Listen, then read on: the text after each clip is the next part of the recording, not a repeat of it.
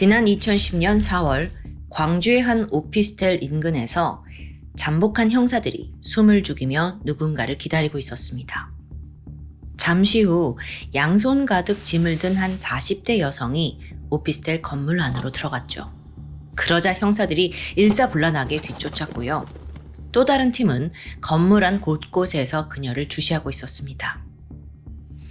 잠시 후 2층에 도착한 그녀가 잠깐 주변을 살피다가 한 집의 벨을 누릅니다.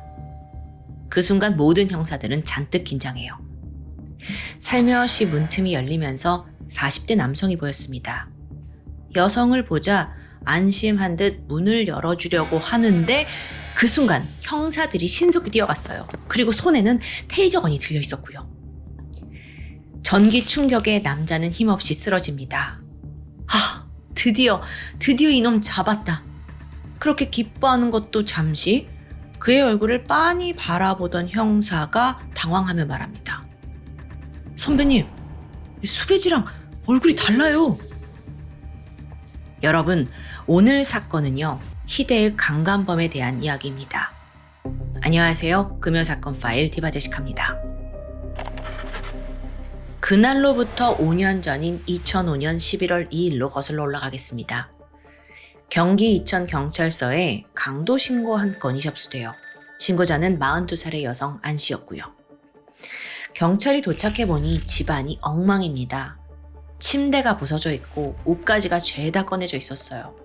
TV와 가전들이 쓰러져서 나뒹굴었고요. 그런데 더 심각한 건 피해자의 상태입니다.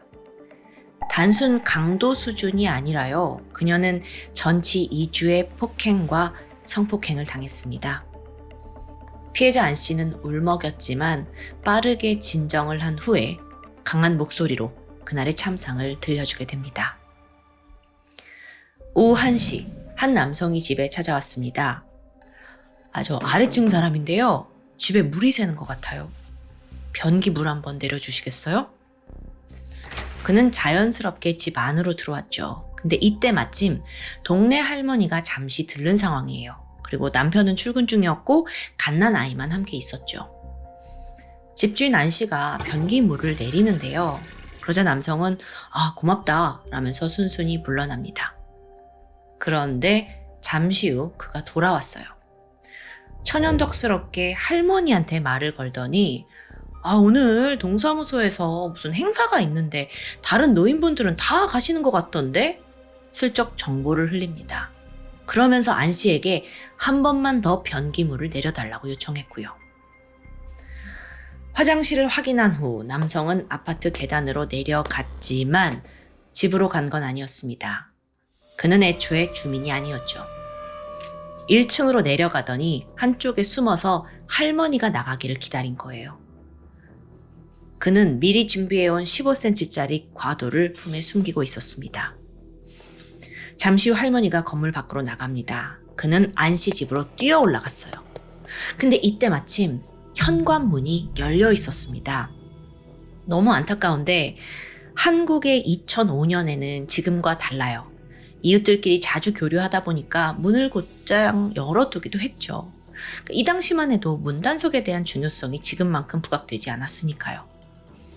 남성이 빠르게 현관문을 열고 들어갔고요. 안 씨와 마주하자 변기물을 한 번 더 내려달라고 부탁합니다. 이때 집주인이 화장실로 들어가잖아요. 그러자마자 현관문 탁 잠갔고요. 본색을 드러냈죠. 과도를 꺼내서 그녀를 위협하더니 옆구리를 발로 찹니다. 그리고 쓰러진 그녀를 이불로 덮어둔 후에 가진 돈 다 내놔 협박을 하는데요. 이때 안 씨는 무엇보다 살아야 하잖아요. 그래서 저기 가방에 현금이 있다라고 순순히 말을 해줘요. 그래서 범인이 거실에 있던 핸드백을 뒤져서 10만 원짜리 수표 한 장, 현금 22만 원, 더불어서 안 씨가 차고 있던 목걸이를 빼앗아 갑니다. 그리고 잠시 생각에 잠겼죠. 이대로 가면 경찰이 신고할 게 뻔하지? 그녀의 입을 막는데 수치실 만한 게 없다고 생각했던 것 같아요. 그는 안 씨의 옷을 벗긴 후 성폭행을 저질렀습니다. 그렇게 도주를 하면 안 씨가 절대 신고하지 못할 거라고 생각한 겁니다. 하지만 그녀는 예상보다 훨씬 더 강한 사람이었습니다. 바로 경찰에 신고를 했고요. 거기에 더해 결정적인 증거까지 내밀게 돼요. 그게 뭔지 아세요? 이 범인이 핸드폰을 실수로 떨어뜨린 적이 있어요. 근데 이걸 본 안 씨가 마침 그걸 등 뒤에 몰래 감춰둔 겁니다. 목숨이 위험한 상황에서 정말 용기 있는 행동이었죠. 덕분에 경찰은 이걸 수집해서 바로 핸드폰 소유자 조회합니다. 그렇게 손쉽게 범인의 신원을 파악할 수 있었죠. 그는 40살의 남성 허씨였습니다. 근데 기록을 보니까 상습적으로 강도와 강간을 저지른 악질 중의 악질이에요. 여기서 잠깐 허씨의 과거를 살펴볼까요? 3남 2녀 중 차남으로 태어났는데 사실상 부모님의 방임 속에 자랐어요. 또 여기에는 어머니의 정신병이 한몫을 했고요. 우울증과 정신분열증을 앓고 있어서 제대로 된 양육은 고사하고 애들을 수시로 학대했죠. 남편과도 사이가 좋지 않아서 부부 문제로 스트레스를 받을 때마다 아들 허씨의 옷을 싹 벗기고 허리띠로 사정없이 쳤다고 합니다. 또 어떤 날은 맨몸으로 집 밖으로 내쫓기도 하고요. 허씨와 형제들은 쓰레기장을 돌아다니면서 고철을 모아서 팔거나 또는 도둑질을 하며 생계를 연명합니다. 당연히 학교 생활도 순탄치 않죠. 학교에 간 날보다 결석한 날이 더 많았을 정도예요. 초등학교 5학년 때 축구부에 잠깐 들어가서 흥미를 가지나 싶었지만 어느 날 코치한테 매를 맞아서 허리를 다칩니다. 그래서 결국 축구도 그만둬요. 그렇게 겨우겨우 초등학교를 졸업하고 중학교에 갔지만 상황은 전혀 나아지지 않았습니다. 오히려 더 악화돼요. 중학교 2학년 때 어머니가 아버지와 다툰 뒤에 스스로 생을 마감한 겁니다. 비극적인 일이죠. 그 길로 허씨는 학교 그만두고 가출 청소년이 되는데요. 패거리로 무리지어 다니면서 절도를 일삼았습니다. 그러다가 1980년 3월 처음으로 입건이 돼요. 근데 당시 나이가 만 14세. 소년범이죠. 보호 처분만 내려집니다. 이후에 그는 유흥업소 종업원으로 일했습니다. 또래 여학생과 만나서 동거를 하며 나름 살아가는 듯 했지만 이것도 오래가지 못해요. 생활비가 떨어지자 또다시 빈집털이를 시작합니다. 근데 이번에는 형사처벌을 피할 수 없었어요. 결국 덜미가 잡혔고 1983년 10월 장기 1년에 단기 8개월을 선고받았죠. 형량을 끝내고 출소해보니 갈 곳이 없습니다. 그래서 아버지를 찾아갔지만 이미 재혼한 상태라 눈치만 보였고요. 그래서 결국 그는 다시 영등포 유흥가를 전전합니다. 20살쯤 되었을 때 술집 종업원 박 씨를 만나서 가정을 꾸리고 딸을 낳게 되죠. 하지만 그의 악한 본질은 좀 그대로였는데요. 이번에는 마약 배달에 손을 대면서 경찰의 추격 대상에 오르게 됩니다. 기록상으로 1985년 7월 15일부터 19일까지 도피 자금을 마련할 목적으로 공범들과 3건의 연쇄 강도를 저지르게 돼요. 그런데 그 당시의 범행 수법은 사실 앞서 설명드린 안 씨 사건과 놀랍도록 비슷합니다. 20, 30대 젊은 여성이 혼자 있는 집을 노렸고 과도로 위협해서 돈 뺏고 성폭행까지 저지르는 그 수법이요. 알고 보니까 과거에 그는 특수 강도 강간 혐의로 징역 15년을 선고받았습니다. 이후에 15년간 감옥에 갇혀 조용히 사나 싶었죠. 하지만 2010년 4월 다시 사회로 돌아오게 된 겁니다. 허 씨가 복역할 당시 아내와 이혼했어요. 그런데 그 관계를 포기하지 않았던 것 같아요. 마침 아내도 다른 남성과 재혼을 해서 딸 둘을 낳게 되는데 그와의 사이가 멀어지면서 별거를 하게 됩니다. 출소한 허 씨가 이때를 놓치지 않았고 그녀를 설득해서 결국 두 사람이 재결합을 해요. 친딸과 함께 2명의 의붓딸도 함께 거두게 되죠. 그런데 결혼 생활이 더 끔찍하게 흘러갑니다. 허 씨 이 사람이 그냥 일을 안 해. 무직으로 기생충처럼 붙어 살면서 동시에 매일같이 아내와 딸들을 폭행하는 겁니다. 아내는 갈비뼈가 부러졌고요. 친딸은 당구대에 맞고 막 머리채가 뜯겨요. 그런 허씨가 집에서 빈둥대면서 하는 게 뭐였는 줄 아세요? 마약이요. 이 사람이 19살에 유흥주점에서 일했을 때 처음 필로폰에 손을 댔습니다. 그리고 2006년까지 계속 마약을 끊지 못하는 상태예요. 보통 주사기로 투약을 하거나 바카스나 커피에 타 마셨다고 합니다. 나중에 알려진 바에 따르면 허씨는 항상 범행을 저지르기 전에 필로폰을 복용했대요. 그러면 두려움이 사라지고 극도의 흥분감이 올라오기 때문이었죠. 결국 그는 출소 4년 만에 사건을 저지릅니다.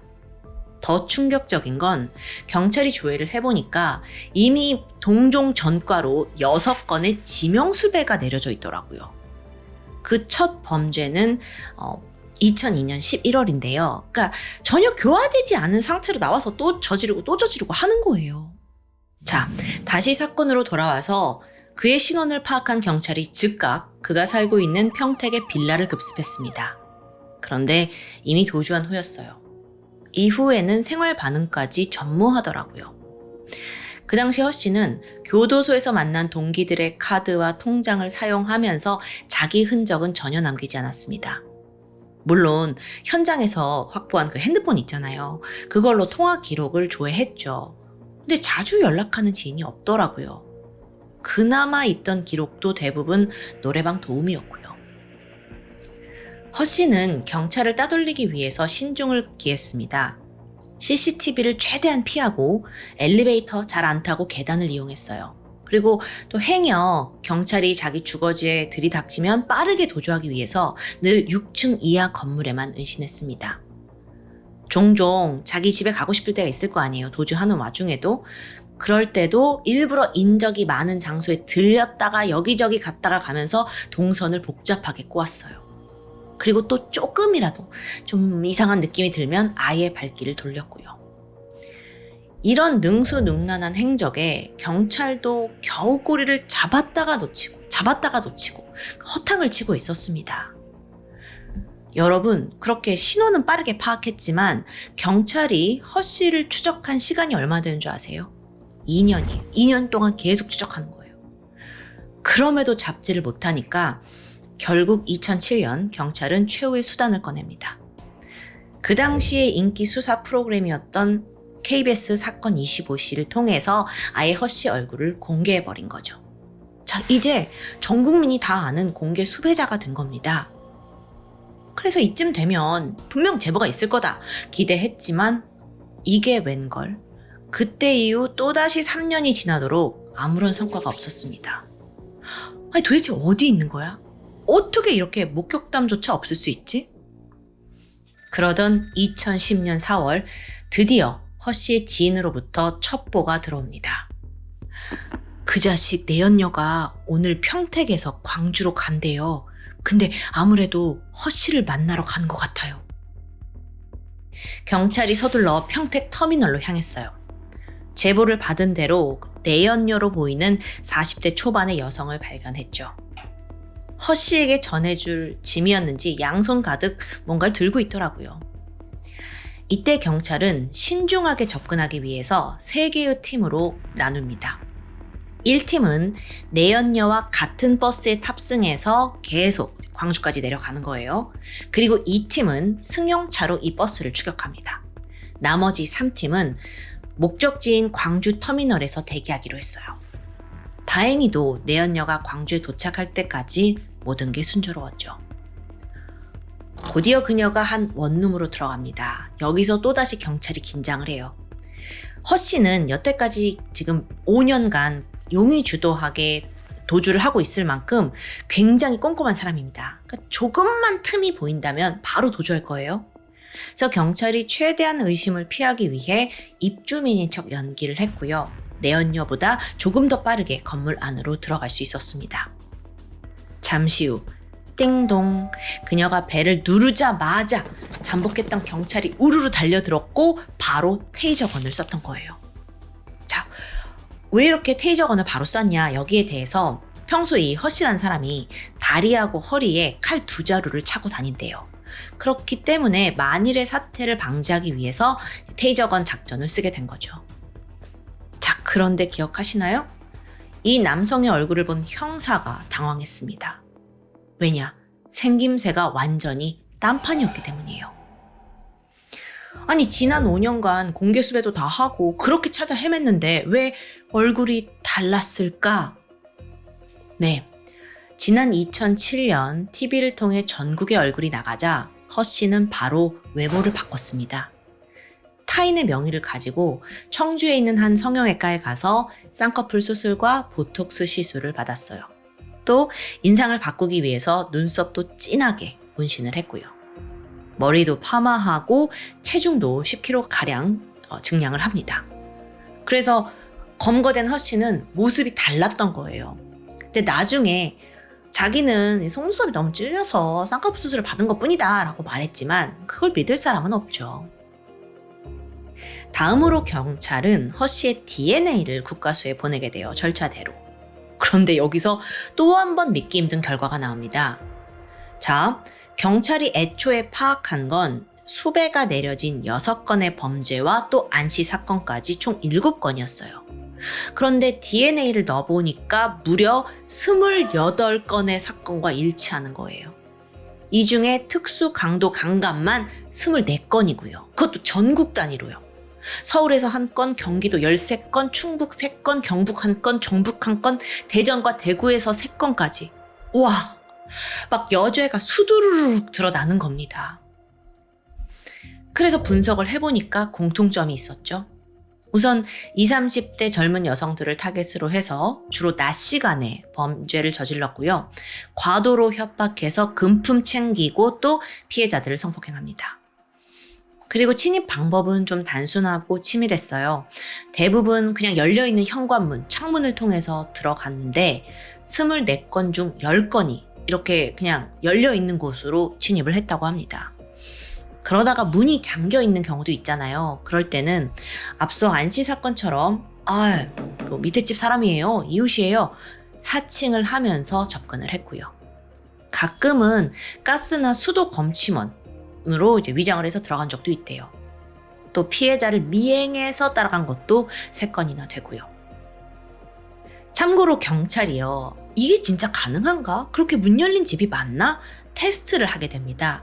근데 그때 밝혀진 게 정말 많은 집들이 그 당시엔 문단 속에 소홀했어요. 일부 문이 잠긴 집들도 그냥 이웃이다 하면 의심 없이 문을 열어줬고요. 지금의 2025년 대한민국에서는 상상조차 하지 못하는 일이죠. 그렇게 검거된 허 씨는 2010년 10월 1심 재판에 등장합니다. 이미 재범 위험 평가를 받았어요. 왜냐하면 이 사람은 수시로 감옥 왔다 갔다 하니까 가장 높은 등급 나오더라고요. 그래서 재판부는 아니, 출소를 한 후에 그렇게 단기간에 재범 저지르고 또 전국에 걸쳐 반복적인 범행을 저질러? 지적을 합니다. 그리고 얘는 도저히 교화될 가능성이 없어 라고 판단하면서 그에게 사형을 선고했죠. 여러분, 참고로 살인 사건이 아니잖아요. 지금 다 특수 강도 강간범인 사건이잖아요. 그런 사람한테 사형이 선고되는 건 매우 이례적인 케이스였다고 볼 수 있어요. 그런데 안타깝게도 다음에 열린 항소심에서 결국 무기징역으로 감형됩니다. 희박한 확률로 모범수로 가석방될 가능성이 있다는 건데 그걸 우려했는지 20년간 전자발찌 부착 명령이 떨어졌죠. 경찰을 따돌리기 위해 얼굴까지 바꾼 범인 허 씨. 그런데요, 그의 본질은 변하지 않습니다. 그에게 피해를 입은 사람들 대부분 그냥 선량한 시민이에요. 게다가 24건 범죄 중에 단 한 건을 제외하고 모든 사건이 집안에서 발생했고요. 어쩌면 가장 안전하고 포근한 공간이 지옥으로 변해버린 겁니다. 그리고 또 보니까 이 허 씨가 하루에 2번이나 연속 범죄를 저지른 적도 있더라고요. 그리고 나중에 보니까 이 피해자들 중에는 일부가 수치심을 견디지 못하고 극단적인 선택을 한 경우도 있었습니다. 또 어떤 이들은 집에서 사건이 벌어지다 보니까 또다시 찾아와서 내 자녀에게 복수할 게 너무 두려워서 신고를 망설였던 사람도 있고요. 이런 평범한 시민을 위협하던 악마는 감옥에 갇혔습니다. 하지만 무기징역으로 감형된 만큼 그가 다시는 석방되지 않게 우리 사회가 계속 지켜봐야 한다고 생각합니다. 지금까지 금요사건 파일 디바제시카였습니다. 안녕하세요. 금요사건 파일 디바제시카입니다. 2001년 9월 4일 새벽 3시 서울 광진구 화양동에 위치한 다세대 주택에서 화재가 발생합니다. 다행히도 불은 더 크게 번지지 않았고요. 그을음만 남긴 채 빠르게 진화되었죠. 하지만 현장을 수습하러 들어간 소방대원들은 충격적인 광경을 마주합니다. 침실에 사망해 있는 한 여성의 시신이었어요. 그녀는 31살의 직장인 여성 정씨. 발견됐을 당시에 침대에 똑바로 누워있던 상태입니다. 하지만 사인은 경부압박 질식사, 그러니까 목졸림을 당했다는 거죠. 눈에 띄는 건 하의가 벗겨져 있다는 부분입니다. 근데 여기서 더 끔찍한 건 따로 있었죠. 성범죄의 흔적도 모자라서 음부가 훼손되어 있었어요. 범인이 화장품 병을 이용해서 유사 강간을 한 정황입니다. 한편 이 사건 현장, 집안은 강도가 든 것처럼 매우 어질러져 있었습니다. 또 피해자의 핸드백과 지갑, 신분증, 현금 2만 원, 그리고 입고 있던 속옷까지 사라져 있었고요. 범인이 집에 침입을 해서 강도와 성범죄를 저지르고 증거를 인멸하기 위해 이불에 그리고 옷가지에 불을 붙이고 도주한 것으로 보입니다. 신속히 경찰은 인근에 있는 동종 범죄 전과자들을 수소문했고 또 혹시 더 피해 여성이 있는 건 아닌지 조사를 했는데 안타깝게도 여기에 뚜렷한 단서가 나오지 않았고요. 또 현장에서도 범인을 특정할 만한 증거나 DNA가 남겨져 있지 않았어요. 수사는 점점 미궁에 빠졌고 결국 사건은 미제로 남아 오랜 시간이 그냥 흐르게 됩니다. 그런데 사건 발생으로부터 8년이 지난 2009년 9월 26일 새벽 4시 서울 강진구의 한 주택가에서 점퍼 차림을 한 남성이 어두운 골목을 배회하고 있어요. 키가 한 172cm, 머리가 약간 벗겨진 흔히 볼 수 있는 30대 남성이었죠. 근데 이 당시가 이제 추석을 앞두고 있어서 경찰들이 집중 순찰을 돌고 있던 때거든요. 그러다 보니 경찰의 눈에 이 으슥한 곳을 새벽에 맴도는 남자가 좀 수상하게 느껴진 거예요. 그래서 저기 잠깐만요 하고 그를 불러 세웠고 정중하게 신원 확인을 위해 신분증을 요구합니다. 남성이 순순히 꺼내줬어요. 근데 이상해요. 이거 아닌데? 신분증 사진이 누가 봐도 본인이랑 얼굴이 다른 겁니다. 그래서 경찰이 즉각 추가 질문을 막 해대기 시작했죠. 근데 이 남자가 자기의 이름도 휴대폰 번호도 제대로 되질 못해요. 결국 같이 서로 가시죠 하고 그를 지구대로 이미 동행했습니다. 아니 보니까 이 남자가요. 휴대폰을 무려 3개나 가지고 있었어요. 근데 명의를 또 확인해보니 전부 타인 거예요. 심지어 그중 하나는 이미 도난 신고까지 되어 있고요. 사실 이때까지만 해도 경찰은 이 수상한 남자를 절도범 정도가 아닐까라고 여겼습니다. 그러던 중 마침 소지품 중에 차 열쇠가 나왔어요. 그래서 차 좀 수색합시다 하면서 차가 세워진 곳으로 함께 동행하게 되죠. 막 이곳저곳을 보던 경찰이 마지막으로 트렁크를 열어보게 되거든요. 근데 여기서 아주 뜻밖의 물건들이 튀어나왔죠. 안에 있던 건 여성 속옷 20여 벌, 그리고 칼 6점, 컴퓨터 외장 하드, 거기에 막 성인 기구까지 들어있습니다.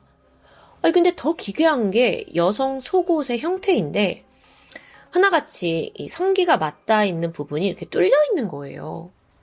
그래서 경찰이 딱 이걸 보는 순간 이거 보통 놈이 아니구나 싶었죠. 이 수상하고 음침한 남자의 정체는 36살의 이대영. 그는 경찰 앞에서 당당했습니다. 이거요? 저 성 도착증 있어요. 정말 눈 하나 깜짝하지 않고 말하는 거예요. 그리고 이 여성 속옷들은 거리에서 우연히 주운 거래요. 경찰도 이 사람 도대체 뭔가 싶어서 전과 조회를 해봤죠.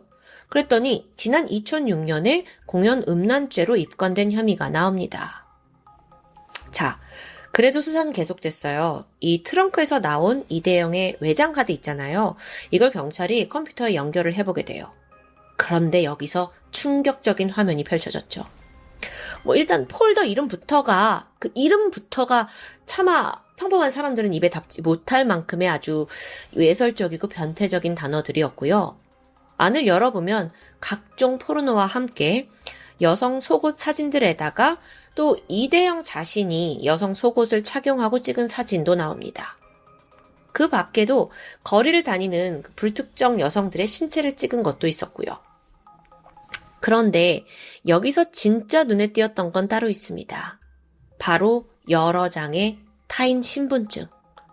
신분증이 23장이 나와요. 그래서 경찰이 일단은 그 신분증 주인들에게 일일이 연락을 취해보거든요. 그랬더니 대부분 범죄를 당한 적이 있는 피해자였어요.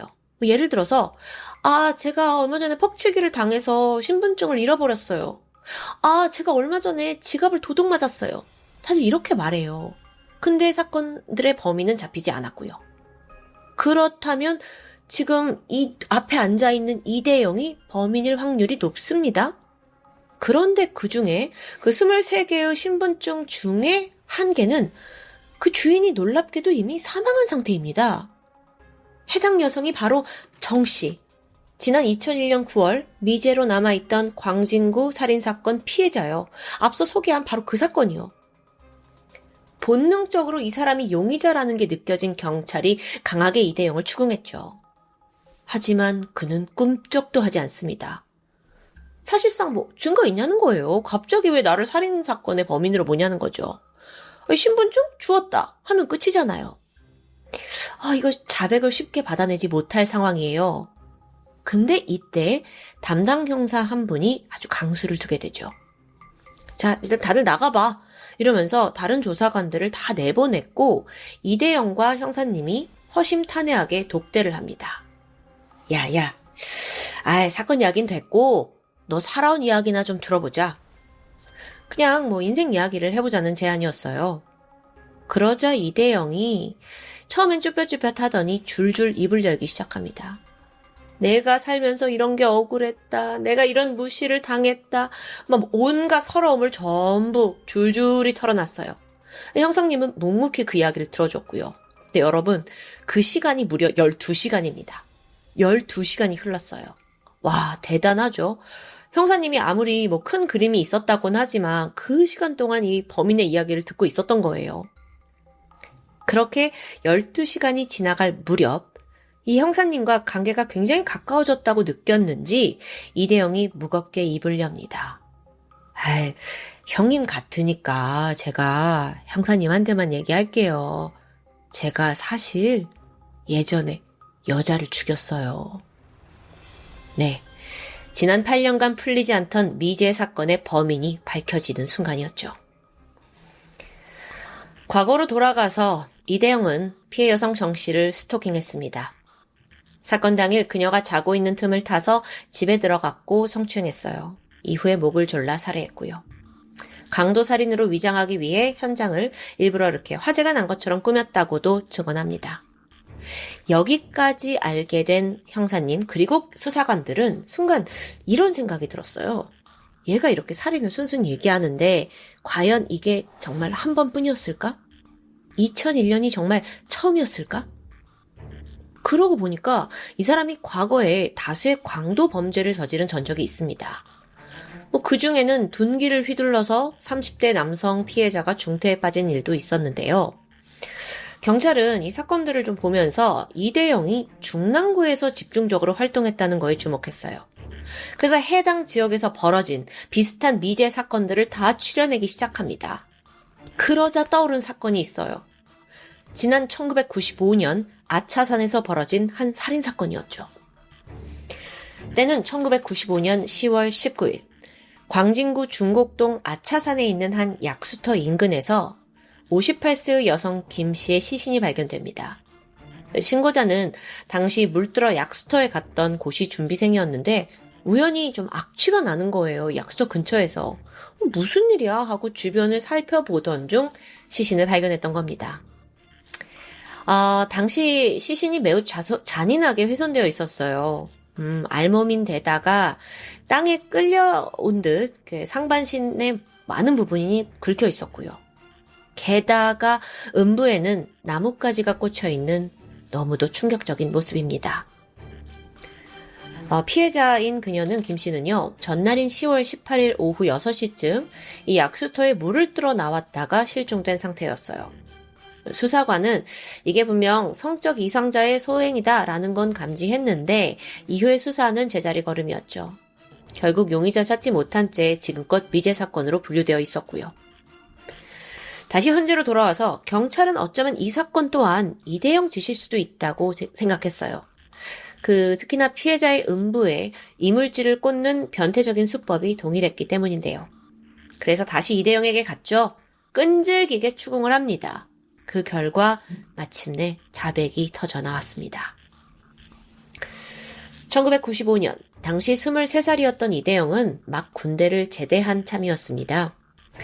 사건 당일 그는 아차산으로 등산을 갔고 약수터에 도착해서 막 어프 세수를 하기 시작했어요. 근데 마침 그 모습을 보고 피해자가 한마디 했죠. 아유, 다들 그 물 마시는 물인데 그렇게 세수를 하면 어떡해요. 근데 이때 이대영에 따르면 이 말 외에도 그냥 이렇게 나를 나무라는 것 외에도 요즘 애들 이렇게 버릇이 없어 라는 말을 했다는데요. 여기에 이대영이 순간적으로 분노가 치밀었습니다. 그래서 바로 옆에 있던 돌을 집어들더니 중년 여성이던 김 씨의 머리를 그냥 내리치는 거예요. 비명을 지르면서 그녀가 쓰러졌고 하지만 목격자는 없었고 잠시 후 이대영은 시신을 한 20m 끌고 가서 풀숲에 유기했던 겁니다. 근데 이대영이요. 그때 1995년에 저지른 살인은 단순히 분노 때문이지 성범죄는 아니었다고 해요. 근데 피해자는 옷이 벗겨져 있었거든요. 음부도 훼손되어 있고요. 이대영은 자기가 일부러 수사에 혼선을 주기 위해서였다고 변명했죠. 그런데 여기서 더 특이한 건 이때도 이대영은 피해자의 속옷을 챙겨서 달아났다는 겁니다. 이대영은요, 수집광적인 면모를 보였어요. 여성에게 범죄를 저지르고 속옷을 수집했거든요. 뿐만 아니라 신분증도 수집했고요. 그래서 그 트렁크에 있었던 신분증 23개, 그리고 여러 여성 속옷들이 피해자들에게서 온 것입니다. 근데 전문가가 분석한 바에 따르면 이 이대영이 이 물건들을 마치 자기의 훈장이라도 되는 양 오랫동안 간직했어요. 거의 수집 광적으로요. 그러니까 어쩌면 그것들을 보면서 나름의 쾌락을 느낀 것으로 보이죠. 자, 이 사람 도대체 어떤 인간일까요? 이대영은 1973년생인데 재혼 부부의 6남매 중 한 명으로 태어났습니다. 그가 주장을 하길 초등학교 3학년이 되던 해에 자기가 아차산 약수터에 갔다가 모르는 남성으로부터 성폭행을 당했대요. 물론 사실관계는 알 수 없고요. 이후 사춘기 때부터는 포르노에 빠져듭니다. 그것도 소아성애, 스너프 필름, 이렇게 아주 변태적이고 성도착적인 그런 포르노만 좋아했어요. 여기서 스너프 필름이라는 건 막 누군가 극단적인 선택을 하거나 타인을 살해하는 내용의 영상물입니다. 그러니까 범죄와 관련된 영상물이에요. 그렇게 성인이 됐죠? 그때부터는 여성들의 속옷을 훔쳐서 모으기 시작해요. 그리고 또 왜 고등학교에 여자 고등학교 앞에서 성기 이렇게 보여주는 일명 바바리맨 같은 음란 행위를 벌이고 다녔고요. 과거 전과를 보니까 1998년에 강도, 2002년에 여성 속옷 절도, 2006년에는 성기 노출죄로만 같은 해 무려 3번이나 체포됐더라고요. 완전 나 정말. 그런데 정말 놀라운 점이 있습니다. 성향이 너무 이상하고 변태스럽잖아요. 근데 일상생활에선 전혀 아니에요. 멀쩡해요. 동네 주민들 모두 이대영을 그저 평범한 그냥 30대 남성으로만 기억하고 있었을 정도니까요. 심지어 2004년부터는 사실혼 관계에 있던 여자친구도 있습니다. 그 당시 여자친구 조 씨는 이대영이 이렇게 살인으로 검거되고 또 변태 성향까지 밝혀지면서 이건 제가 알던 사람이 절대 아니에요. 이러면서 큰 충격에 빠졌대요. 너무 달랐으니까요. 정말 철저하게 사회적인 가면을 쓰고 뒤로는 온갖 추악한 범죄를 저지른 거죠. 바바리맨 했었다니까요. 그런 인물이 우연히 경찰의 눈에 띄어서 2건의 미제 사건 범인이라는 게 밝혀진 속 시원한 상황입니다. 2009년 12월 이대영의 재판이 이루어집니다. 2명의 여성 무참히 살해했죠. 그리고 다수의 강도를 저지른 데에 대해 징역 22년 6개월이 선고됐습니다. 재판부는 이대영의 범행 동기와 수법, 죄질이 나쁘다고 지적했어요. 하지만 순순히 범행을 시인했고 반성했다라는 점, 또 불우한 가정 환경과 초등학교 때 성폭행을 당한 경험을 양형에 참작했다고 밝혔습니다. 아니 근데 여기서 그 성폭행 부분은 어디까지나 이대영의 주장에 불과한데 이게 재판에 영향을 미쳤다는 게 저는 좀 아리송했습니다. 그렇죠. 어쨌든 형은 확정됩니다. 2009년에 이 판결을 받았으니까 이대영이 50대 후반의 나이가 되면 다시 사회로 나오게 되겠죠. 마지막으로 여담이 남아 있습니다. 이대영은 자기가 살인을 자백하게 된 계기가 순전히 형사님 덕분이라고 강조했어요. 왜 그러냐 들어보니까 평생에 거쳐서 그 누구도 내 이야기를 그토록 진지하게 들어준 적이 없었다고 말했죠. 하지만 형사님이 달랐고 그래서 자기가 거의 사랑에 빠질 정도여서 술술 자백을 했다는 거예요. 그가 스스로 고백했듯 이대영이라는 위험한 범죄자가 만천하에 드러나기까지는 경찰분들의 많은 노력이 있었습니다. 단지 거리를 배회하고 있던 남성을 노련한 눈썰미로 검문한 경찰관, 또 임의 동행을 한 후에 증거품까지 가지고 있었는데도 그를 끈질기게 붙잡고 결국 자백을 받아낸 형사님까지 그들의 노고에 진심으로 감사드립니다. 하지만 그렇게 힘들게 잡은 만큼 이대영이 최대한 오랫동안 사회와 격리되길 바라는 게 저희의 마음입니다. 아니면 우리 다음 세대는 또 다른 바바리맨을 만나게 될 수 있으니까요. 지금까지 금요사건 파일 디바제시카였습니다.